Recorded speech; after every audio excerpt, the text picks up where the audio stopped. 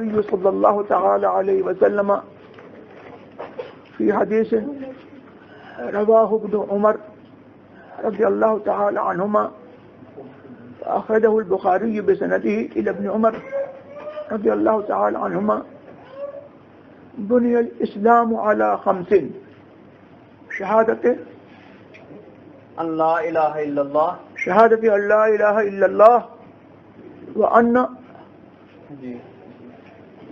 شهادة بني الإسلام على 5 شهادة أن لا إله إلا الله جی وصوم وأن محمد رسول الله بني الإسلام على 5 شهادة أن لا إله إلا الله وأن محمد رسول الله وإقام الصلاة وإقام الصلاة وإيتاء الزكاة والحج وصوم رمضان وصوم رمضان أو كما قال النبي صلى الله تبارك وتعالى عليه وسلم. یہ حدیث آج میں نے حضرت امام بخاری رضی اللہ تبارک و تعالی عنہ نے جس حدیث کو کتاب الایمان میں درج کیا ہے اور اس باب کے تحت کہ پہلے باب قول النبی بنی الاسلام علی 5 اسی حدیث کا صدر اول اور پہلا حصہ بے سند ذکر کیا. اس باب کے تحت پھر اس باب کے تحت یہ حدیث انہوں نے اپنی سند سے ذکر کی اور یہ میں پہلے بتا چکا کہ یہ امام بخاری رضی اللہ تبارک و تعالی عنہ کے لطائف میں سے ہے کہ کبھی کسی حدیث کو مستدن اپنی سند کے ساتھ پورا ذکر کرتے ہیں اور کبھی طرف حدیث جزء حدیث ذکر کرتے ہیں اور اسی کو باب کے تحت ذکر کر کے پھر پوری حدیث لاتے ہیں. اور یہاں پر انہوں نے اس باب کی مناسبت سے کہ جو باب باندھا تھا انہوں نے کہ ایمان قول اور فعل دونوں کا نام ہے اور اس میں زیادتی اور نقصان ہر چیز کا اس میں احتمال ہے, زیادہ بھی ہوتا ہے اور کم بھی ہوتا ہے. تو باب کا جو پہلا جز ہے کہ الایمان قول و فعل, کہ ایمان قول اور فعل دونوں کا نام ہے, اس کی مناسبت سے یہاں پر انہوں نے پوری حدیث یہ ذکر کی.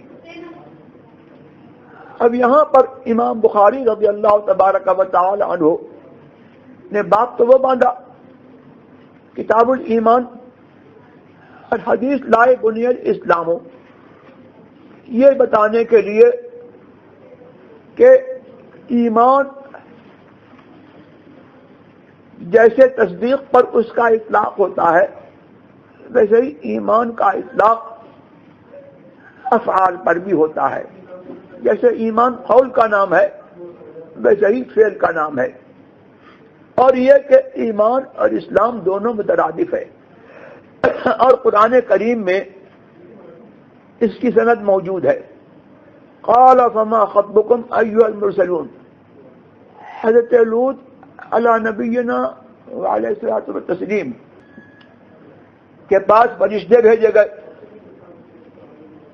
کہ قوم لوط پر عذاب نازل کریں. تو فرشتے آئے تو حضرت لوط نے فرمایا ما خطبكم ایها المرسلون, اے فرشتوں جو اللہ کی طرف سے بھیجے گئے ہیں تمہارا کیا کام ہے میرے پاس. تو کہا انا ارسلنا الی قوم لوط, ہم جو ہے قوم لوط کے پاس بھیجے گئے ہیں الی قوم مجرمین, مجرموں کے لیے بھیجے گئے ہیں ہم تاکہ ان پر عذاب نازل کریں. اس میں آگے چل کر کے ہے فَأَخْرَجْنَا مَنْ كَانَ فِيهَا مِنَ الْمُؤْمِنِينَ فَمَا وَجَدْنَا فِيهَا غَيْرَ بَيْتٍ مِنَ الْمُسْلِمِينَ. ایک جگہ مومنین کہا اور دوسری جگہ مرسلین مسلمین کہا. تو فرشتوں نے یہ کہا کہ اس بستی میں جتنے اہل ایمان تھے، مومن تھے، ہم نے ان کو جو ہے نکال لیا اور ہم نے وہاں پر مسلمانوں کا ایک ہی گھر دیکھا، ان کو ہم نے نکال لیا، باقی لوگوں پر عذاب ہم نے نازل کیا. تو یہاں مومن اور مسلم، جن کو مومن کہا انہی کو مسلم کہا. اس سے پتہ لگا کہ ایمان اور اسلام یہ دونوں جو ہیں مترادف ہیں. اب یہاں ایک بات رہ گئی تھی،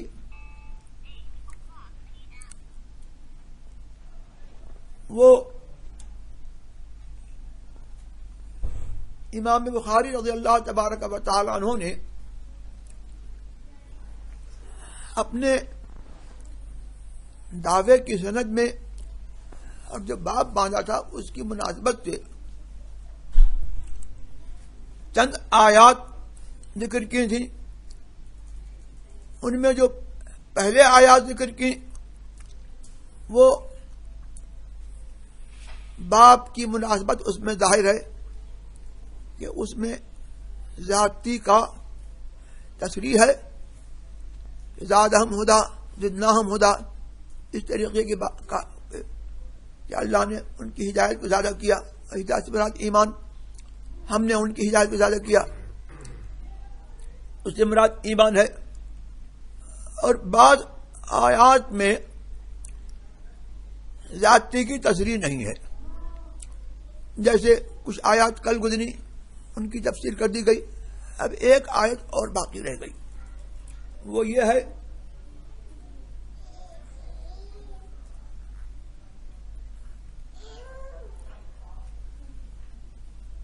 قل ما يعبأ بكم ما يعبأ بكم ربي لولا دعاؤكم. یہاں پر اس آیت میں سنا بلاشو مل نہیں رہی مل نہیں رہی جب وہ ترجمہ مل جائے تو سنا دینا. یہاں پر اللہ تبارک و تعالیٰ نے سرکار سے فرمایا کہ تم یہ آپ یہ اعلان فرما دیں، اے محبوب تم اعلان فرما دو کہ اللہ کے ہاں تمہاری کیا قدر، لولا دعاؤکم، اگر تمہاری دعا نہ ہو اور تم اللہ سے دعا نہ مانگو. تو یہاں دعاؤکم ابن عباس نے فرمایا لولا ایمانکم، دعاؤکم سے مراد ہے ایمان کو. یہاں پر بعض شارحین نے یہ اعلان کیا، اعتراض کیا امام بخاری پر کہ بخاری نے کہا دعاؤکم ایمانکم، اس میں غور کیا جائے اور تثبت سے کام لیا جائے، اس لیے کہ وہ کہتے ہیں کہ مجھے لغت میں دعاؤکم کا معنی ایمانکم نہیں ملا، یعنی دعا بمعنی ایمان آتا ہے، مجھ کو یہ نہیں ملا. لیکن ابن عباس رضی اللہ تبارک و تعالی عنہما نے کی اس اثر کو ابن منذر نے اپنی سند سے روایت کیا، اور تفسیر ابن عباس میں یہ ہے کہ لولا دعاؤکم لولا ایمانکم. ابن عباس لغت سے واقف، اہل زبان، اور خود سرکار سے قرآن کریم کو پڑھنے والے اور قرآن کریم کے معنی کو سیکھنے والے، انہوں نے اس کی تفسیر کی ایمانکم.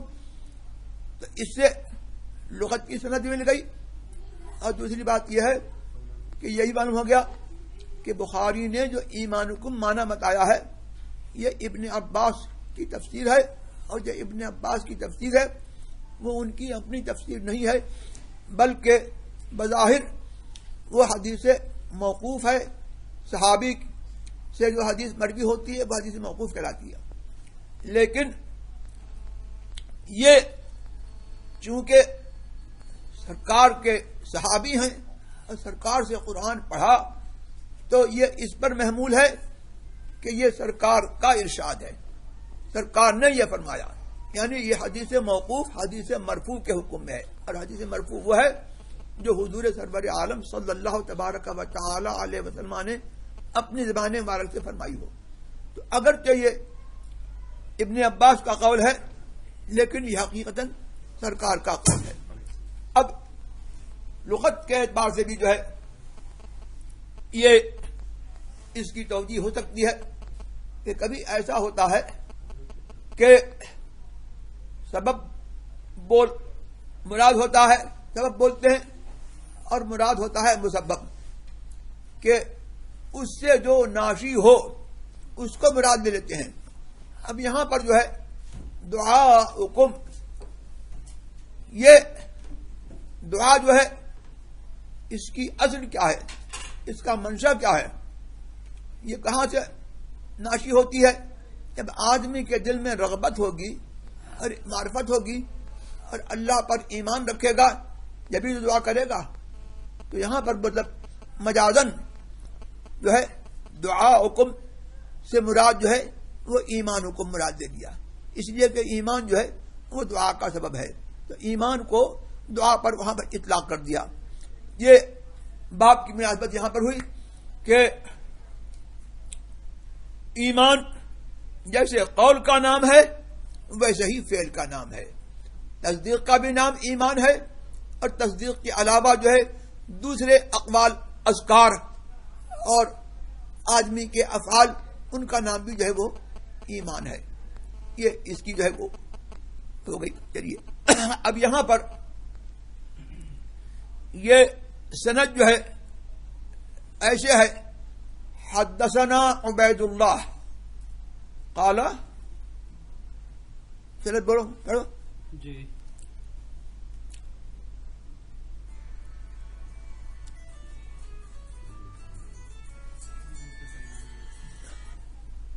یہ ہے ہاں پانی ہاں جی اچھا ٹھیک ہے۔ حدثنا عبید اللہ ابن موسیٰ حدثنا عبید اللہ ابن موسیٰ قال اخبرنا حنظلة بن ابی سفیان قال اخبرنا حنظلہ ابن ابی سفیان عن اکرمہ ابن خالد عن اکرمہ ابن خالد عن ابن عمر رضی اللہ تعالی عنہ عن ابن عمر۔ تو اس حدیث میں 4 راوی ہیں۔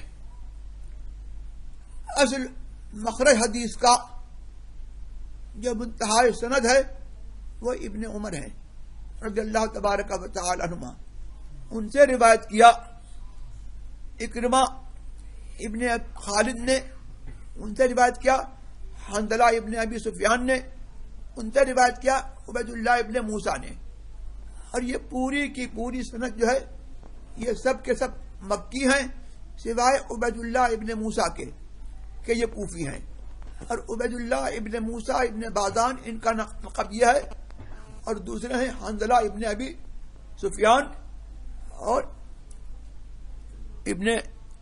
ان کا نسب جو ہے صفوان، حضرت صفوان تک پہنچتا ہے، صفوان ابن امیہ جو حضور کے صحابہ میں سے ہیں، اور وہ جو ہے عام الفتح، فتح مکہ جب ہوا تھا اس وقت ایمان لائے، اور اس کے بعد جو ہے یہ بھی جو ہے یہ تابعی ہیں۔ دوسرے تابعی ہیں اکرمہ ابن خالد ابن العاصی ابن ہشام، ان کا لقب ہے، نسب ہے اکرمہ ابن خالد ابن عاصی ابن ہشام ابن مغیرہ۔ عاصی ابو جہل کا بھائی تھا، اور حضرت عمر ابن خطاب رضی اللہ تبارک و تعالی عنہ نے اس کو حالت کفر میں کہا جاتا ہے کہ اس کو مارا اور قتل کیا، اور یہ حضرت عمر کا جو ہے ماموں تھا۔ یہ حضرت عمر رضی اللہ تبارک و تعالی عنہ کی اسلام میں سب سے بڑی عظیم قربانی ہے کہ انہوں نے سرکار کی نسبت کے لیے اور اسلام کے لیے اپنے رشتہ داروں کو قربان کیا. اب اس کے بعد سند پہنچی ہے عبداللہ ابن عمر تک، اور یہ جو ہے رباعیات بخاری میں سے ہے، یعنی سرکار تک 4 واسطے ہیں امام بخاری کے درمیان، اور سرکار کے درمیان یہ 4 واسطے ہیں، عبید اللہ ابن موسیٰ، حنظلہ ابن ابی سفیان اور اکرمہ ابن خالد، پھر عبداللہ ابن عمر، پھر سرکار. اور مسلم میں جو ہے یہ خماسیات بخاری سے مسلم سے ہے، یعنی مسلم کے درمیان 5 واسطے ہیں اور امام بخاری کے درمیان جو ہے 4 واسطے ہیں. تو امام بخاری رضی اللہ تبارک تعالیٰ عنہ کی جو سند جو ہے وہ عالی ہے. اور اس میں اکرمہ ابن خالد جو ہے جو طبع تابعی ہیں، یہ ثقہ ہیں، اور انہی کے طبقے میں ایک اکرمہ اور ہے جو ان کا جو ہے وہ کزن ہے اور رشتے کا بھائی ہے، اکرمہ ابن خالد ابن سلمہ. وہ اس کو امام معین نے فرمایا کہ وہ ضعیف ہے. چلیے اب آگے.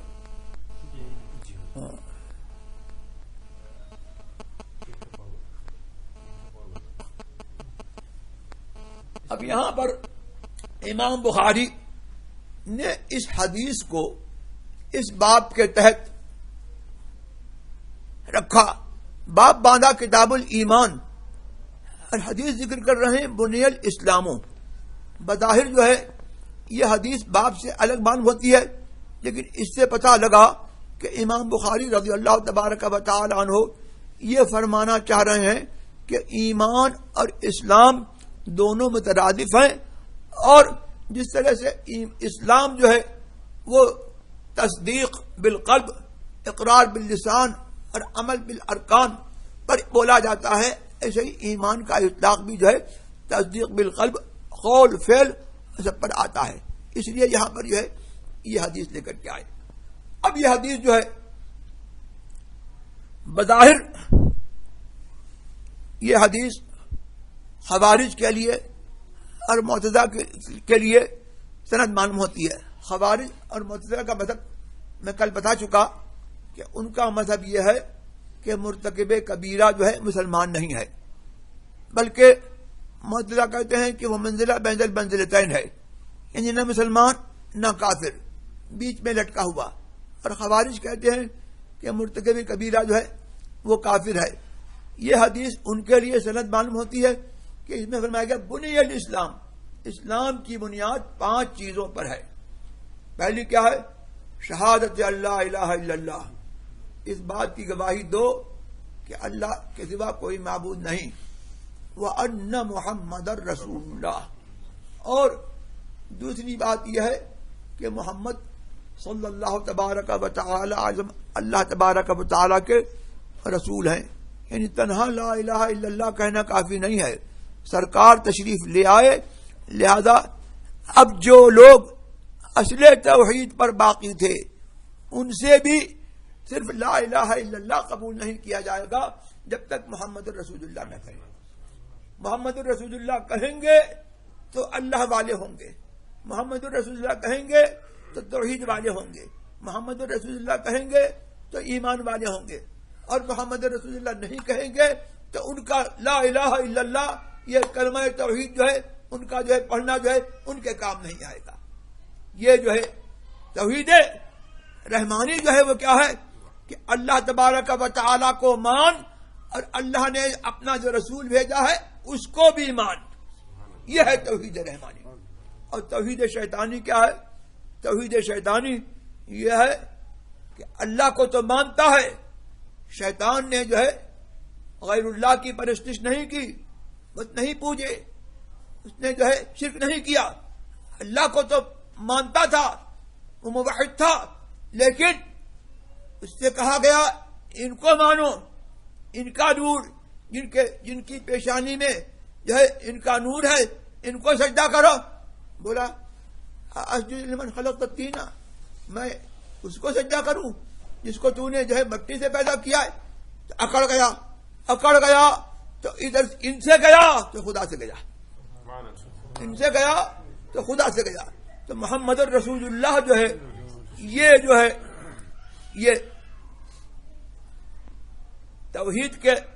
توحید صحیح اور مقبول ہونے کے لیے، ایمان کے مقبول ہونے کے لیے محمد الرسول اللہ جو ہے وہ وسیلہ ہے.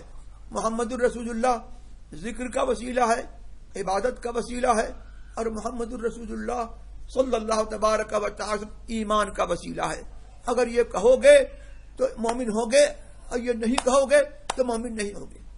اور پھر محمد الرسول اللہ میں جو ہے ایک وہ جامعیت ہے، سبحان اللہ، اللہ تبارک و تعالی نے وہ جامعیت اس کے اندر رکھی ہے جو بظاہر لا الہ الا اللہ میں نہیں ہے.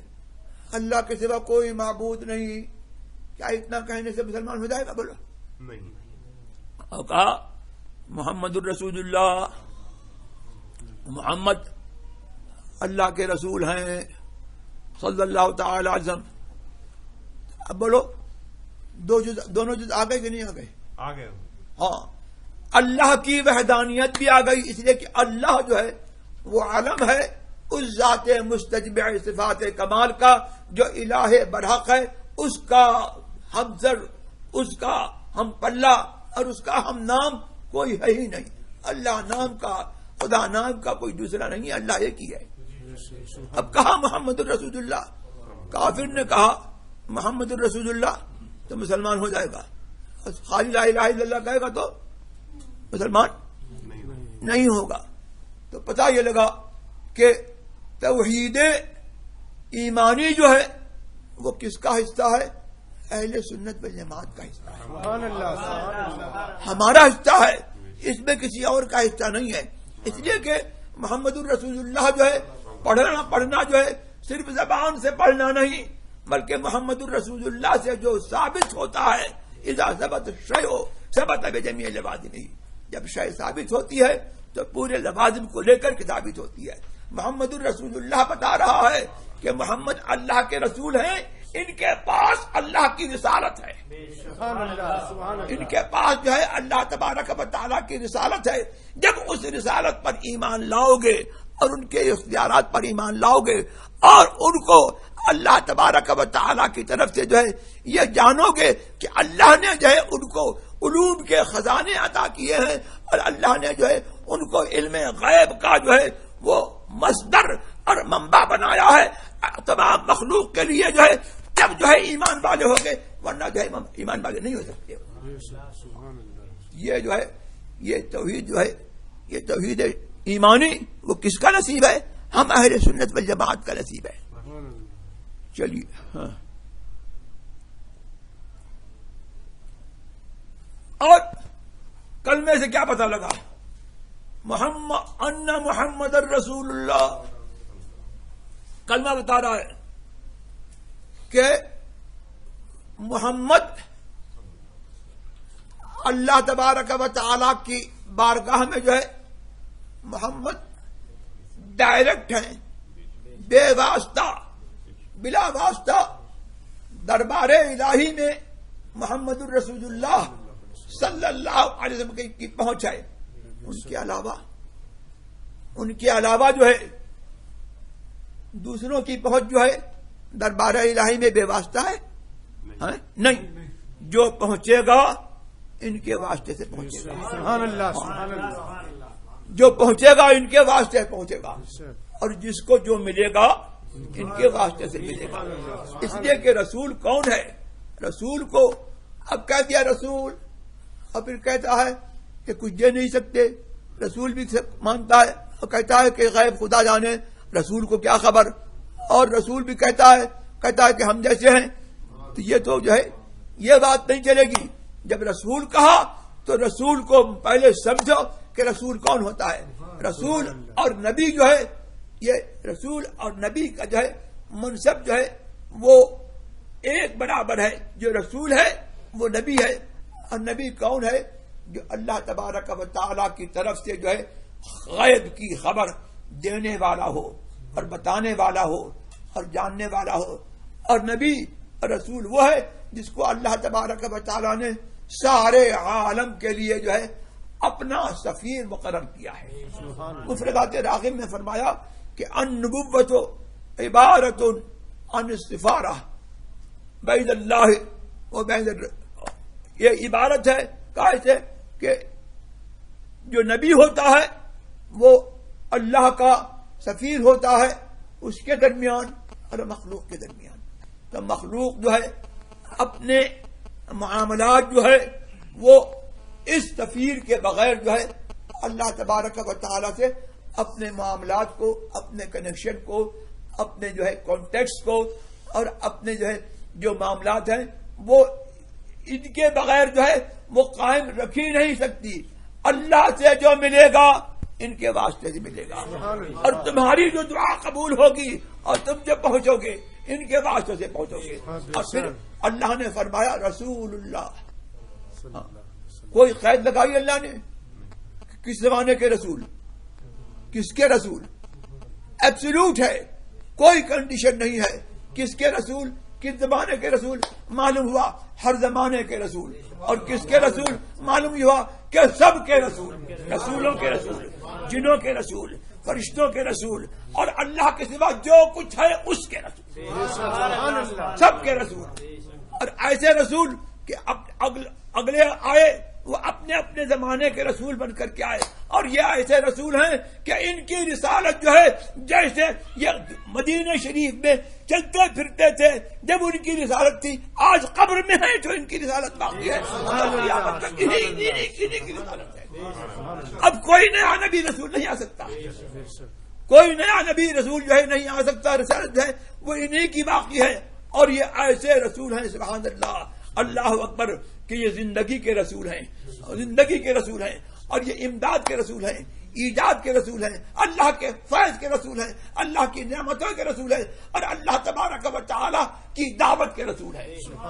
اللہ کی طرف بلانے والے یہی تنہا جو ہے انہوں نے جو ہے سبحان اللہ کی طرف بلایا اور اللہ تک پہنچایا. تو آدم ان کے وسیلے سے پہنچے، موسیٰ ان کے وسیلے سے پہنچے، ابراہیم ان کے وسیلے سے پہنچے، اگلے انبیاء ان کے وسیلے سے پہنچے.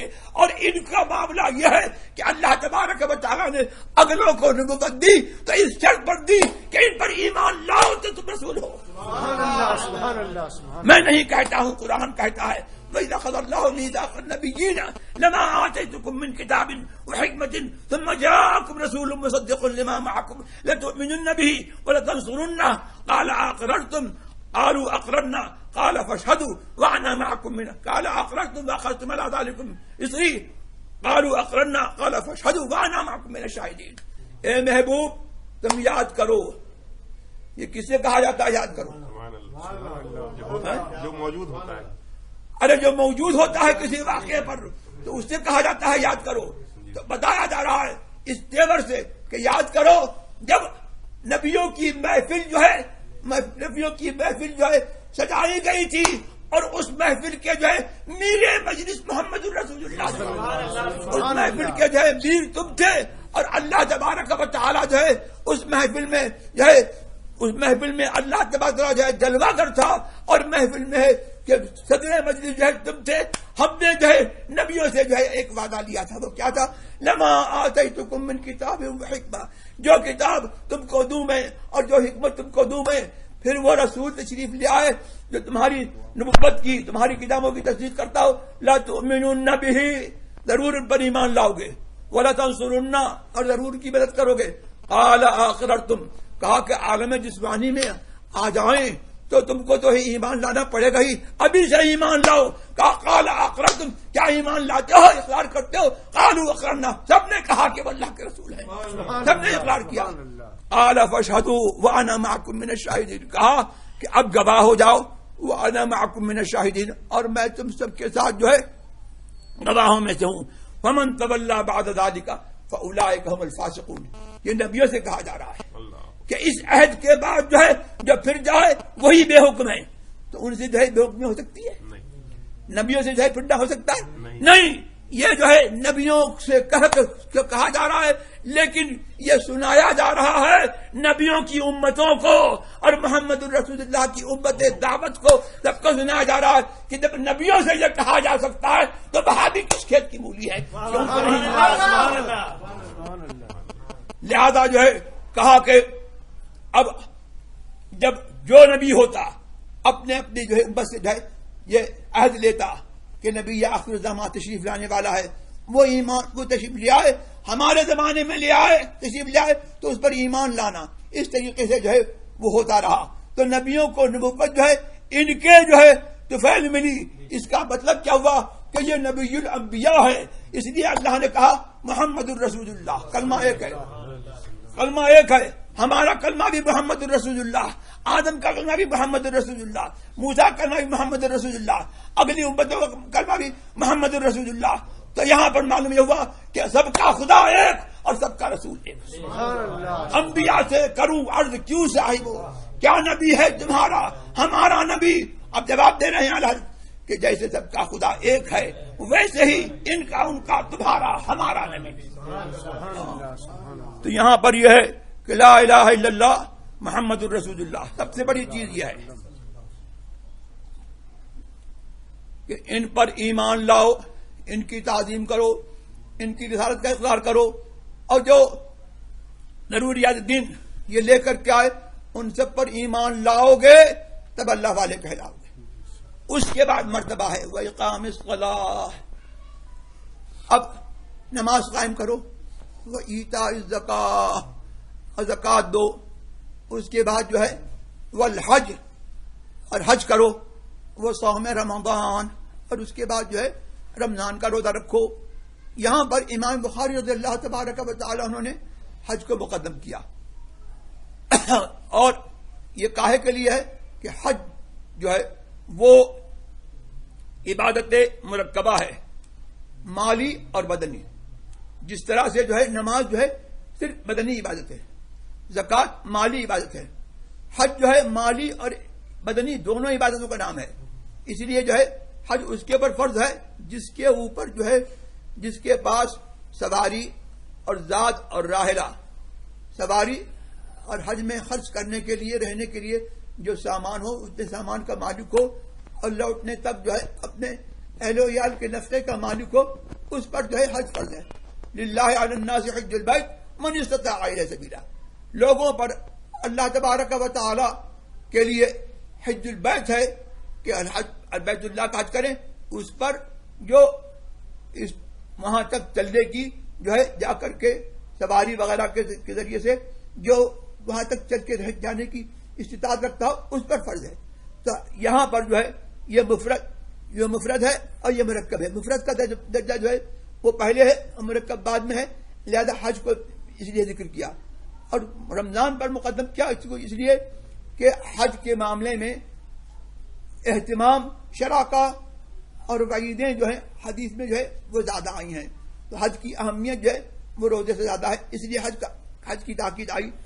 اور کہیں کہیں جو ہے ایسا بھی آیا ہے کہ امام بخاری رضی اللہ تبارک و تعالی عنہ نے جو ہے بعض نسخوں میں جو ہے یہ ہے کہ صوم کا ذکر ہے اور اس کے بعد جو ہے پھر حج کا ذکر ہے، جیسے کہ اب باب الفقہ میں جو ہے کتاب فقہ نے جو ہے اسی ترتیب پر رکھا ہے۔ چلیے اب یہاں پر اس حدیث کے ظاہر تیور سے معلوم یہ ہوتا ہے کہ شہادتین کے بعد لا الہ الا اللہ محمد رسول اللہ پڑھنے کے بعد اگر کوئی نماز نہیں پڑھتا ہے تو کافر ہو جائے گا، مسلمان نہیں ہوگا۔ کہتے ہیں کہ اس ظاہر پر جو ہے محدثین کے نزدیک اور اہل سنت کے نزدیک اور حضور سرور عالم صلی اللہ تبارک و تعالی علیہ وسلم سے لے کر کے اب تک صحابہ کا، تابعین کا اور تمام فقہائے امصار اور آثار کا اس بات پر اجماع ہے کہ مرتکب کبیرہ جو ہے کافر نہیں ہے۔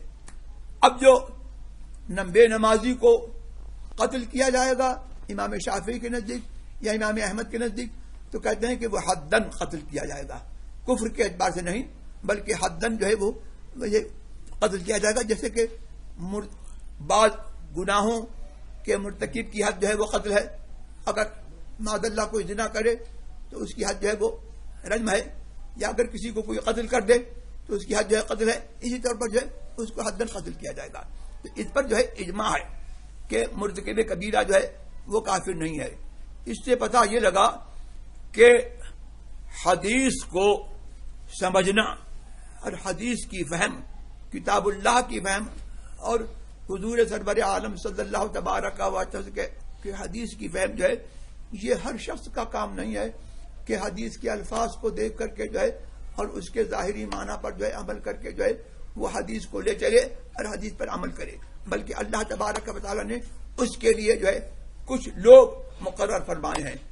محدثین کا کام یہ ہوا کہ انہوں نے جو ہے سند کی چھان بین کی، راوی کیسا ہے، ضعیف ہے، ثقہ ہے، غیر ثقہ ہے. اور فقہا کا کام یہ ہوا کہ انہوں نے جو ہے حدیث جب ان کے پاس جو ہے سند صحیح کے ساتھ جو ہے آ گئی تو انہوں نے اس کے معانی میں غور کیا کہ یہ حدیث اپنے ظاہر پر ہے یا نہیں ہے. تو ظاہر پر کون سی حدیث ظاہر پر ہے اور کون سی حدیث ظاہر پر نہیں ہے، اور کون سی حدیث مطلق ہے اور کون سی مقید ہے، کون سی ناسخ ہے، کون سی منسوخ ہے. اسی طریقے سے کون سی آیت اپنے ظاہر پر محمول ہے اور کون سی آیت اپنے ظاہر پر محمول نہیں ہے، اور کون سی آیت مطلق ہے، کون سی مقید ہے. یہ سب کا سب جو ہے اولاً اصالتاً حضور کے سپرد ہے، حضور سرور عالم صلی اللہ تبارک و تعالی علیہ وسلم کے سپرد ہے. وَكَذَلِكَ نَزَّلْنَا إِلَيْكَ الذِّكْرَ لِتُبَيِّنَ لِلنَّاسِ مَا نُزِّلَ إِلَيْهِمْ. ہم نے تمہارے طرف جو ہے ہم نے قرآن کو اس لیے نازل فرمایا ہے تاکہ تم جو ہے ان کو اس چیز کا بیان کر دو جو ان کے لیے نازل ہوئی. تو اب جو ہے لوگوں کے مراتب ہیں. سبحان اللہ، حضور سرور عالم صلی اللہ تبارک و تعالی علیہ وسلم پر قرآن اترا، عربی زبان میں اترا، اور عرب فصحائے عرب جو عربی زبان کے خوب ماہر تھے لغت کے، ان پر قرآن کریم اترا. لیکن جب تک حضور نے بیان نہیں کیا تو صحابہ سے قرآن ایک حرف نہیں چلا، صحابہ سے قرآن ایک حرف نہیں چلا. اور صحابہ میں بھی جو ہے لوگوں کا معاملہ یہ تھا کہ عبداللہ ابن مسعود رضی اللہ تبارک و تعالی عنہ انہوں نے سرکار سے قرآن سیکھا، ابن عباس نے سرکار سے قرآن سیکھا، اور ان کے بعد جو ہے ان کے شاگردوں نے تو مجاہد سے یہ گزرا کہ انہوں نے جو ہے 30 مرتبہ حضرت ابن عباس کو قرآن سنایا اور قرآن کا درس جو ہے 30 مرتبہ کیا. اور عبداللہ ابن مسعود کے پاس جو ہے آدمی پڑھتا تھا قرآن تو 10 آیتوں کا جب پورا عالم ہو جاتا تھا تب آگے بڑھتا تھا. اس طریقے سے جو ہے یہ معاملہ جو ہے تو قرآن جو ہے اس کا بیان اور حدیث کا بیان یہ سب سے پہلے جو ہے سرکار کا منصب ہے. اور پھر سرکار اسی قرآن میں جو ہے اللہ نے یہ فرمایا ہے کہ یا ایھا الذین آمنوا اطیعوا اللہ واطیعوا الرسول واولی الامر منکم. اے ایمان والو، اللہ کی اطاعت کرو اور اس رسول کی اطاعت کرو، اور جو تم میں حکم والے ہیں ان کی اطاعت کرو. میں پوچھتا ہوں، اللہ اطیع اللہ کہہ دیا، اب اطیع الرسول کہنے کی ضرورت کیا تھی؟ اللہ ضرورت سے پاک ہے، یہ سمجھ لو. لیکن اللہ نے یہاں پر بس نہیں کیا، کہا اطیع اللہ، پھر کہا اطیع الرسول. معلوم یہ ہوا کہ اللہ کی اطاعت جو ہے رسول کی اطاعت کے بغیر نہیں ہو سکتی. اللہ کی اطاعت رسول کی اطاعت ہے. اور پھر اطاعت رسول پر بس نہیں کیا بلکہ کیا فرمایا، یا ایھا الذین آمنوا اطیعوا اللہ واطیعوا الرسول، رسول کی اطاعت کرو. اور ہم جیسوں کی کیا گنتی ہے، رسول کے بعد جو ہے سبحان اللہ، ہاں صحابہ میں بھی مراتب ہیں، صحابہ میں بھی جو ہے مراتب ہیں. کچھ فقہائے صحابہ ہیں، کچھ عام صحابہ ہیں، اور صحابہ کے بعد جو ہے تابعین ہیں. ان سب کے لیے اللہ نے فرمایا وَأُولِي الْأَمْرِ مِنْكُمْ، رسول کی اطاعت کرو. اور اس کے بعد جو ہے کہتے ہیں کہ تم میں جو ہے رسول کا حکم جاننے والے، اللہ کا حکم جاننے والے جو لوگ ہیں ان کی اطاعت کرو. اس کا مطلب یہ ہوا کہ اللہ تبارک و تعالیٰ نے سب کو برابر نہیں رکھا ہے، بلکہ کچھ کو اللہ نے اپنے رسول، اپنے خدا کی اپنی کتاب اور اپنے رسول کی حدیث کی فہم جو ہے کچھ لوگوں کو عطا فرمائی ہے، اور کچھ لوگوں کو اللہ نے اس لیے مقرر کیا ہے کہ وہ جو بتائیں ان کے بتائے پر جو ہے ہم عمل کریں. تو یہاں پر جو ہے ہم اہل سنت والجماعت کے لیے جو مقلدین ہیں، کوئی امام اعظم کا مقلد ہے، کوئی امام شافعی کا مقلد ہے، کوئی امام مالک کا مقلد ہے، کوئی امام احمد حنبل کا مقلد ہے. ہمارے لیے جو ہے اس قرآن میں اور اس حدیث میں جو ہے سند ہے کہ قرآن و حدیث جو ہے ان فقہائے مجتہدین کے ارشادات کے بغیر جو ہے ہماری یہ مجال نہیں ہے کہ ہم اس کو خود سمجھ لیں، ہماری یہ لیاقت نہیں ہے. لہذا جو ہے تقلید کے انکار کا معاملہ کیا ہوتا ہے کہ تقلید کے انکار کا معاملہ یہ ہے کہ نہ خدا ملا، نہ رسول ملا، نہ کتاب ہی سمجھ میں آئی، نہ حدیث سمجھ میں آئی، اور نہ اجماع امت ہاتھ آیا. اجماع امت اس بات پر ہے کہ بنی الاسلام علی خمس، یہ حدیث جو ہے ظاہر پر نہیں ہے. تو خوارج جو ہیں اور معتزلہ یہ سب جو ہے اجماع امت سے جو ہے خارج ہیں، اور اجماع امت کے جو ہے یہ مخالف ہیں. اسی طریقے سے غیر مقلدین زمانہ جو ہے جو تقلید کو حرام کہتے ہیں اور تقلید کے اوپر جو ہے اجماع ہے، وہ مطلب ہے کہ جو ہے گمراہ ہیں اور بدین ہیں. چلیے ہو گئی بات، آگے کیا ہے؟ جی آگے بیان استنباط الاحکام. ہاں یہ تو ہو گیا. جی وہ آیت کا ترجمہ یہ ہے، ہاں قل ما يعبأ بكم ربی لولا دعاؤکم فقد کذبتم فسوف یکون لزاما. تم فرماؤ تمہاری کچھ قدر نہیں میرے رب کے یہاں، اگر تم اسے نہ پوجو تو تم نے تو جھٹلایا، تو اب ہوگا وہ عذاب کے لپٹ رہے گا. ہاں یہاں پر ابن عباس کی تفسیر میں ایمان آیا اور یہاں پر عبادت آیا، تو کہتے ہیں کہ یہ دونوں تفسیریں جو ہے متقارب ہیں. چلیے ہو گئی حدیث بہن ہو گئی.